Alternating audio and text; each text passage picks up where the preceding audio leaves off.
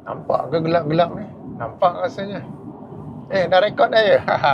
Assalamualaikum warahmatullahi wabarakatuh. Malam ni saya sedang memandu balik dari tugas penerbangan.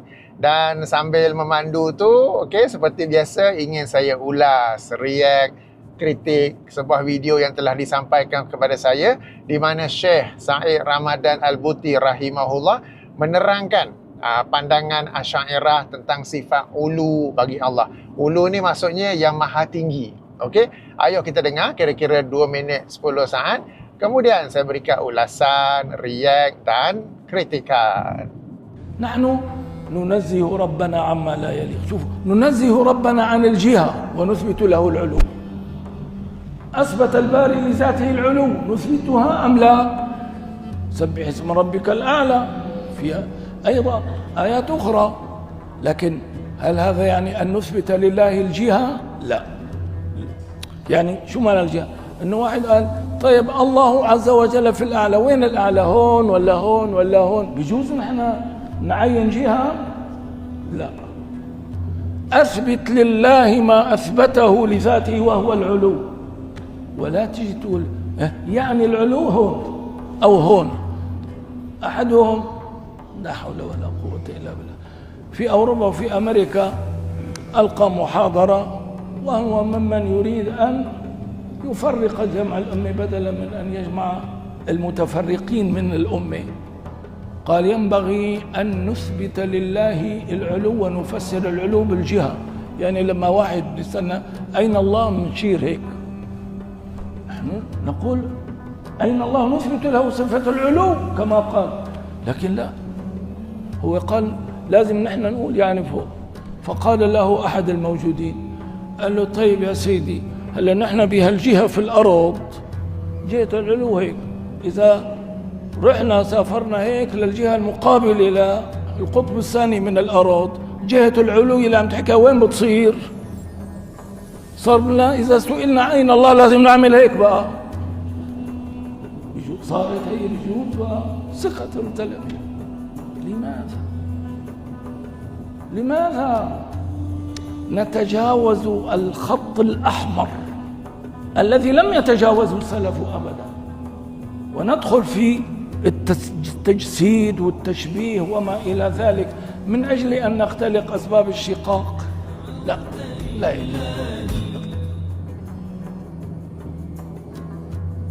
Okey, kita sudah pun mendengar, sudah pun menonton, dan kali ni video saya tidak samar-samarkan supaya sesiapa yang tak faham bahasa Arab boleh baca terjemahan, sari kata terjemahannya. Ataupun faham bahasa Arab tapi audio, rakaman apa yang Syekh Sa'id Ramadan Al-Buti cakap kurang jelas, kita boleh baca terjemahan sari kata di bawahnya ya.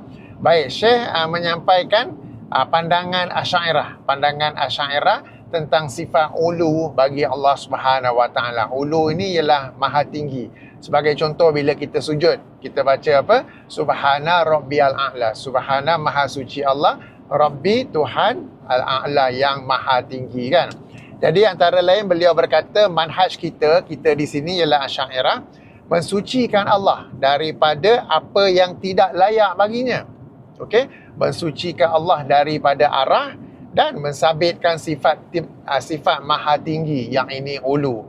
Okey, yang ini betul pandangan Asy'ariyah, tetapi bagi Asy'ariyah mereka kata ada sebahagian sifat Allah ini tidak layak bagi Allah sebab ia seperti makhluk, seperti jisim, lalu mereka mentakwilkannya. Sebahagian lagi daripada sifat-sifat Allah bagi mereka it is okay, tak payah takwil, boleh terima sebagaimana adanya seperti sifat ulu ni kan.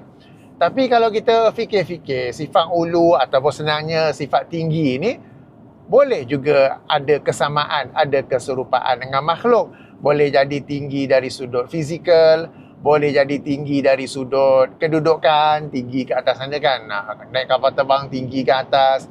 Boleh jadi tinggi dari sudut martabat seseorang itu. So sebenarnya boleh juga nak dikatakan sama dengan makhluk. Demikian juga bagi sifat-sifat Allah yang lain. Sebab bagi Asy'ariyah sebahagian sifat Allah mereka terima, sebahagian sifat Allah mereka anggap ianya tak layak bagi Allah kerana menyerupai makhluk atau menunjuk ke arah jisim ke apa, lalu mereka takwil kan. Sebahagian yang mereka terima tu pun kalau kita fikir-fikir, tak payah fikir banyak sangat pun, ada juga kesamaan dengan makhluk. So macam bila mereka kata nak mensucikan Allah, sifat yang tak layak bagi Allah, macam ni tinggi pun macam tak layak, sebab tinggi pun ada juga sifat yang sedemikian pada makhluk. Okey, alright, ini sesuatu yang untuk kita renung-renung lah. Yang kedua, beliau berkata ada yang menafsirkan ulu, beliau tak sebut tapi kita fahamlah yang ini salafi. Okey, ada yang menafsirkan ulu dengan arah. Yang ini, kejap, lori kat belakang tu dia dekat betul. Ya, saya ke kiri bagi dia potong lah. Padahal tak boleh potong pun, kereta depan saya pun 90 km sejam. Okey, tak apalah, bagi dia gembira kan. Okey, jadi dia kata ada yang menafsirkan tu ialah salafi lah, ulu dengan arah. Yang ini apabila ditanya di manakah Allah, okey, mereka jawab ulu sambil menunjuk ke atas. Okey, sambil menunjuk ke atas. Jadi dia kata yang ini adalah tafsiran yang salah. Dan juga dia kata apabila orang tu bercakap, seseorang daripada hadirin pun bertanya, kalau orang yang di kutub utara tunjuk atas, maknanya atas, tapi orang yang di kutub selatan pula tunjuk atas tetapi mengarah ke bawah. Sehingga yang atas boleh jadi bawah, bawah boleh jadi atas. Apa maksudnya tu? Maksudnya kalau kalau A, katakanlah Ahmad di kutub utara, dia tunjuk ulu tu di atas. Okey, Jamal di kutub selatan, dia tunjuk atas, tapi sebab Jamal kutub selatan, dia ke arah bawah. Ini yang Syekh masukkan, atas boleh jadi bawah. Okey, bagi orang yang di kutub selatan pula, Jamal tadi tu, okey, Jamal di kutub selatan, dia tunjuk atas, tetapi atas tu menjadi bawah. Alright, bawahnya pula bagi Ahmad yang dekat kutub utara jadi atas. Okey, so itu yang dia kata bila tunjuk dengan arah macam tu, atas jadi bawah, bawah jadi atas. Akhirnya dia kata ini adalah tafsiran yang salah yang boleh membawa kepada tajsim dan juga tashbih. Okey, baik, perkara ini kita perlu react dan juga kritik. Yang pertama sekali, tadi saya dah kritik sebahagian dah, yang ini kamu terima sifat ulu, sifat tinggi, padahal sifat itu pun boleh dimiliki oleh makhluk. Okey, tak apalah. Yang kedua, yang kamu nak tafsir orang kutub utara, orang kutub selatan, kalau yang atas dia boleh jadi bawah, bawah boleh jadi atas kan. Yang kamu nak faham sifat ulu bagi Allah SWT dengan kefahaman macam tu ke apakah hal? Kan? Kamu yang sebenarnya yang menyamakan Allah dengan makhluk. Kamu yang sebenarnya cuba menafsirkan sifat tinggi bagi Allah sebagaimana makhluk. Kan? Generasi salafus soleh, apabila mereka memahami sifat tinggi bagi Allah dan menunjuk dengan jari ke atas, mereka tak ada fikir semua-semua tu. Bahkan jihah ni arah lah. Generasi salafus soleh mereka tak bincang jihah ni. Okey? Kalau kita dengar Syekh Sa'id Ramadan Al-Buti apa ada sebut arah sana apa kan, tak bincang lagi pun. Bahkan kalau kita rujuk dalam tafsir Al-Qurtubi oleh Imam Al-Qurtubi rahimahullah, wafat 671 Hijrah, beliau seorang tokoh Asy'ariyah, ketika membicarakan sifat istawa bagi ayat 54 surah Al-A'raf. Dalam beberapa video saya sebelum ni pun saya ada terjemahkan kata-kata beliau. Beliau ada jelaskan bahawa mula-mula beliau jelaskan pandangan Asy'ariyah ataupun mutakalimin yang tidak boleh menerima kerana itu menunjuk kepada arah lah, macam-macam lah. Lalu dia kata ini pandangan mutakalimin. Lalu kemudian beliau menukil pandangan salaf, salaf yang awal, yang dia kata salaf tak bincang semua ni, tak ada bincang nak kata ada arah ke tempat ke apa semua tu kan. Okey, so salafus soleh tak ada bincang pun. Okey, bahas tentang arah, tentang apa semua tu. Alright, so ini adalah perbincangan yang Asy'ariyah sendiri yang tokoh tambah jadi banyak, jadi rumit, dan mereka sendiri yang atas jadi bawah, bawah jadi atas apa semua kan, mereka sendiri yang pening apa gitulah. Okey, baik. Sekarang ni mesti para penonton tertanya-tanya, ada tak dalil yang kita boleh tunjuk ke atas macam tu? Dalilnya ada. Yang ini sebuah hadis yang panjang, alright, yang dikeluarkan oleh Imam Muslim dalam sahihnya. Hadis nombor 2137. Atau penomboran lain hadis nombor 1218. Hadis ni sangat panjang. Ia daripada Jabir bin Abdullah radhiyallahu anhu yang menerangkan haji Rasulullah sallallahu alaihi wasallam, haji bidah itulah. Beliau menerangkan daripada awal semua manasik haji apa semua tu, okey. Di mana baginda bermalam ke apa, ke doa apa semua tu sampai dah habis haji, baginda sallallahu alaihi wasallam memberi khutbah, okey, khutbah wida tu kan, yang macam-macam pesanan baginda sallallahu alaihi wasallam sampaikan. Dan setelah menyampaikan pesanan-pesanan ataupun khutbah akhirnya itu, apa yang baginda lakukan? Okey, tengok teks hadis tu yang saya gariskan dengan warna biru. Okey, faqala, maka berkata, yakni Jabir menjelaskan bahawa Rasulullah SAW mengangkat jari telunjuknya, okey, yarfa'uha, mengangkat ilas sama, ke langit.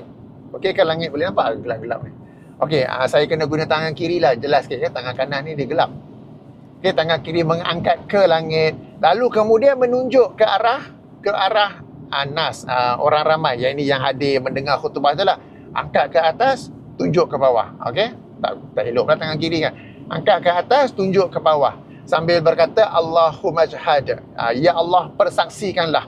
Dan baginda sebut 3 kali sambil buat macam ni, ya Allah persaksikanlah, ya Allah persaksikanlah, ya Allah persaksikanlah. Okey, apabila baginda sallallahu alaihi wasallam mengangkat jari ke atas, apa yang baginda masukkan? Allah Subhanahu wa taala yang ada di atas. Oleh itu boleh tunjuk dengan jari ke atas. Sebab tu yang ada salafi yang menafsirkannya sebagai di atas sambil menunjuk dengan jari, sebab Rasulullah sendiri sallallahu alaihi wasallam melakukannya. Okey, hadis sahih Muslim, memang sahih bagi kita dan menjadi dalil bagi kita. Alright? Dan baginda melakukannya 3 kali, ya Allah persaksikanlah, ya Allah persaksikanlah, ya Allah persaksikanlah. Kemudian dilakukan azan untuk solat Zuhur. Okey, so ini hadis sahih yang Rasulullah sallallahu alaihi wasallam menunjuk dengan jari telunjuknya ke atas, menunjukkan ketinggian ataupun ulu bagi Allah Subhanahu wa taala. Tak timbul Rasulullah bila bagi khutbah ni, tak silap saya di Mina ke mana ke, tak apalah, di kawasan Mekah tu kan. Kat sini, kalau orang yang kat timur, arah mana pula? Orang yang kat barat, arah mana pula? Utara macam mana pula? Selatan macam mana pula? Kan? Tak timbul pun perkara seperti itu. Okey? Mereka yang overthinking tentang perkara ini yang mula, kalau Rasulullah tunjuk kat situ, kalau orang yang kat barat, dia macam tu, yang timur, dia macam tu. Kan? Mereka yang overthinking. Okay? Rasulullah SAW tidak menjelaskan yang kalau lokasi lain kena tunjuk arah tu ke arah ini ke apa ke, dan generasi salafus soleh pun tak ada yang nak fikir-fikir sampai ke situ ya. Okey, baik. Alright. Kenapa pula Asy'ariyah tak pakai hadis ni? Ada beberapa sebab. Antaranya pertama, hadis ahad. Asy'ariyah mereka tak terima pakai hadis ahad dan sebagai dasar ataupun dalil hujah dalam akidah. Itu yang pertama. Yang kedua, mereka ada tafsiran yang lain. Sebab bagi mereka, angkat jari macam tu, tunjuk macam tu, boleh ada beberapa tafsiran. So, tak semestinya menunjukkan, tak semestinya menjadi dalil Rasulullah SAW menunjuk ke atas sebagai sifat ulu bagi Allah Subhanahu wa taala. Jadi bagi mereka, sebab samalah hadis Aina Allah kan, yang mana Rasulullah SAW bertanya kepada seorang hamba wanita kan, di manakah Allah? Allah di langit, siapakah aku? Engkau Rasulullah. Itu pun mereka tak terima kan, macam-macam alasan mereka tak nak terima. Ya, samalah juga hadis ni pun sahih Muslim juga, tapi mereka tidak mahu menerimanya kerana bagi mereka arah ni, jihah ni adalah sesuatu yang untuk makhluk lah, sesuatu yang boleh mengambil ruang lah. Adalah macam-macam tafsiran dia orang tu, yang mana salafus soleh tak ada berfikir semua-semua itu. Alright, so kita ada dalilnya. Okey, ada dalilnya untuk menunjuk ke atas sebagai sifat ulu bagi Allah Subhanahu wa taala. Sebab bagi mereka ada beberapa tafsiran apa tu? Kadang ada yang kata untuk menunjukkan keesaan Allah Subhanahu wa taala. Esa satu kan? Taklah satu tu tak payah tunjuk 3 kali. Kemudian kalau satu tunjuk pada manusia, satu tunjuk pada manusia tu kan tak kena tu. Kan? Dia bukan angkat sekali je macam tu. Okay? Tapi satu tunjuk ke bawah, tu tunjuk pada manusia kan. So tak kena lah macam tu. Kemudian tafsiran-tafsiran lain pun andaiannya juga. Yang penting ialah Rasulullah SAW telah menyampaikan khutbah, telah menyampaikan mesej pesanan-pesanan. Kemudian Rasulullah nak kata, ya Allah persaksikanlah. Maknanya ya Allah persaksikanlah bahawa dia, baginda SAW telah menyampaikan, have conveyed the message, telah menyampaikan mesej, telah melaksanakan tugas baginda. So ya Allah persaksikanlah. Allah lah tu. Aduh, lepas tu 3 kali pula kan, sebab kalau yang ini Esa 3 kali dah tak Esa dah 3 kan. Okey. Jadi ada dalilnya di sisi kami yang mengikuti salafus soleh ya, hadisnya sahih Muslim sebagaimana yang saya tunjuk. Alright, so tak apa, Asy'ariyah tak menerimanya, kita maklum. Okey, kita maklum dah inilah perbezaan antara kita yang Salafi dengan Asy'ariyah. Bagi Asy'ariyah arah ini adalah sesuatu yang untuk manusia, untuk sesuatu yang berjisim lah, sesuatu yang dalam ruang lah. Adalah ada orang punya perbincangan yang kita pun macam, kenapa kamu fikir sampai semua-semua tu? Okay. So, tak apalah. Yang saya nak ceritakan bahawa boleh menunjukkan jari ke atas, okay? Sebab Rasulullah SAW sendiri pernah melakukannya. Dan baginda melakukannya di hadapan khalayak ramai. Okay, sebab apabila Rasulullah SAW mengumumkan akan pergi buat haji, ramai yang datang. Bukan sekadar para sahabat yang selalu bersama baginda ke apa, ramai yang datang. Of course lah nak buat haji dengan Rasulullah kan. Okay, jadi di kalangan yang hadir tu ada yang berilmu, ada yang orang baru, ada yang baru masuk Islam, ada yang macam-macam lapisan lah. So Rasulullah SAW tak timbul di sisi baginda, nanti mereka akan salah faham ini menjadi arah sebagaimana kita tunjuk kepada makhluk ke apa ke apa, tak timbul apa-apa situ gitu ya. Okey, baginda menunjuk sedemikian di hadapan semua orang. Okey, tak timbul persoalan nanti orang salah faham lah nanti ke apa, tak, semua orang faham Allah di atas. Okey. Alright, jadi para penonton yang dirahmati Allah sekalian, tiada masalah untuk berkata Allah Subhanahu Wa Taala Maha Tinggi ataupun ulu sambil menunjuk ke atas. Satu lagi yang saya biasa sebut tentang Allah SWT di atas ialah fitrah manusia. Apabila berdoa, dia menadah tangan ke atas. Okey? Yang ini saya pernah sebut beberapa kali, dan ada yang membantah dengan teori, tapi bila sujud, kita sujud. Kan kita digalakkan berdoa ketika sujud kan? Bila sujud, kita ni muka ke bawah. Kita sedang berdoa dalam sujud. Apakah dengan itu bererti Allah di bawah? Okey? Tak ada siapa yang kata macam tu. Alright. Kita kena faham, bila kita sedang solat itu sendiri ialah doa. Maka nak tak nak kita terpaksa mengikut posisi-posisi badan ketika dalam solat sebagaimana yang disyariatkan. Sebagai contoh, bila kita baca surah Al-Fatihah, surah Al-Fatihah itu pun doa. Alright? Tapi kita dalam keadaan berdiri. So kita kenalah berdiri dan baca Al-Fatihah, yang mana ia juga adalah doa. Sebagai contoh, bila kita rukuk, dalam rukuk pun sebenarnya boleh berdoa. Alright? Tapi kita berdoa dalam posisi seperti itu bukan sebab Allah di bawah, tetapi kerana itu adalah posisi kedudukan badan yang disyariatkan apabila kita sedang rukuk dalam solat. Samalah juga bila sujud kan, atau duduk antara dua sujud. Akan tetapi bila kita dalam suasana free, suasana lapang, kita berdoa dengan menadah tangan ke atas. Tadi tu solat sebab kita dalam solat, kita nak tak nak kena ikut posisi solat. Berdiri, rukuk, sujud, duduk antara dua sujud, tasyahud akhir sebelum memberi salam pun disunahkan untuk berdoa kan.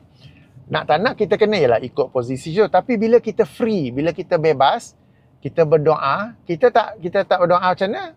Tak doa dalam mana-mana position kecuali dengan menadah tangan ke atas. Kan? Satu lagi bukti fitrah manusia bahawa mereka semua beriman bahawa Allah Subhanahu Wa Taala di atas. Ululah tinggi di atas. Kan? Yang ini ni berdoa sampai ke atas ni semua buat. Baik yang Salafi, baik yang Asy'ariyah, baik yang Maturidiyah, baik yang dah kahwin. Kahwin ni maksudnya Asy'ariyah Maturidiyah. Kan? Asalnya dulu Asy'ariyah lain, Maturidiyah lain. Sekarang dia orang dah kahwin dah. Jadi Asy'ariyah Maturidiyah ataupun Muslim yang secara umum yang tidak menyandarkan dirinya kepada Salafi ke Asy'ariyah kan, semua pun berdoa ke atas kan. Fitrah manusia. Bila bebas untuk berdoa, mereka akan berdoa kepada Allah yang di atas. Dalam solat, sebab kita kena ikut posisi solat yang disyariatkan. Tentang berdoa ke atas, Asy'ariyah dia tahu. Asy'ariyah tahu. Mereka kata apa? Itu adalah kiblat berdoa. Kita tanya balik, sejak bila disyariatkan kena ada kiblat untuk berdoa? Sebab hujah kita, fitrah manusia. Bila nak berdoa, dia menghadap. Tangan menadah ke atas kan. Tapi bagi Asy'ariyah, dia bagi hujah itu adalah kiblat berdoa sebagaimana kiblat untuk kita solat. Mana dalil yang itu adalah kiblat? Tak, memang fitrah manusia. Okey, solat kita ada kiblat ke arah Kaabah sebab itu memang dia syariatkan. Memang kita pun perlu menghadap ke sana kecuali kalau betul-betul tak boleh atau betul-betul tak tahu arah mana kan. Itu memang ada dalilnya. Ada pun berdoa, ianya adalah sesuatu yang tak ada dalil pun kata kiblat doa adalah menghadap ke atas. Kita pun tak kata kita kata dalil, kita tak kata ada dalil. Sebaliknya kita kata apa? Fitrah manusia. Bila berdoa, tangan menghadap ke atas. Okey? Jadi tidak salah, bahkan sebenarnya betul untuk berkata sifat Allah yang maha tinggi ataupun ulu sambil menunjuk ke atas. Baiklah. Demikian ulasan, react dan kritikan saya. Yang kutub utara, kutub selatan tu, bagi mereka kan, seolah-olah alam ini sangat sempit, tahu. Itu saja tau. Yang tak apalah, kaki tekan brake, Traffic tekan brake. Okey. Sebab kalau orang lain tu di planet Neptune ke, Pluto sekarang bukan planet kan, tak masalah. Kalau di Pluto ke di mana ke, Allah ditunjuk atas juga, tak timbul pun soalan Allah di atas jadi bawah, Allah di bawah jadi atas. Apa benda yang kamu fikir semua tu? Okey. Baik. Alright. Satu poin tambahan yang saya terlepas, kita dapat dengar dalam video tadi, Syekh berkata orang yang menafsirkan sifat ulu bagi Allah sebagai tinggi sambil menunjuk ke atas adalah tajsim dan tashbih. Tajsim ialah menjisimkan Allah, tashbih ialah menyerupakan Allah dengan makhluk. Maka sekarang ini kita bertanya, apakah Rasulullah SAW hendak mereka tuduh sebagai tajsim dan tashbih? Kerana dalam hadis sahih Muslim yang kita rujuk tadi, baginda SAW menunjuk ke atas apabila menyebut Ya Allah. Saya akhiri dengan subhanakallahumma wa bihamdika asyhadu an la ilaha illa anta astaghfiruka wa atubu ilaika. Assalamualaikum warahmatullahi wabarakatuh.